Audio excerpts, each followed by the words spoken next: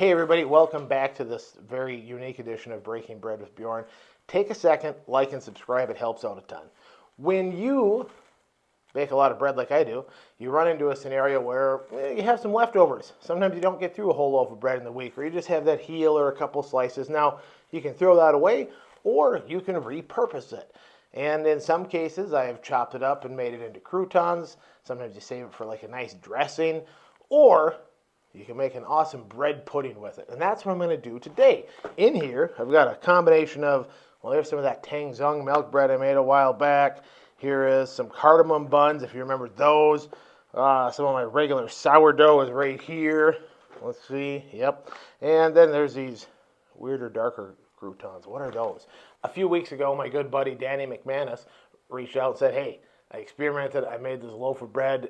It's a Depression-era recipe. I can't wait to see how it turns out. He's always playing around in the kitchen, experimenting, doing interesting stuff.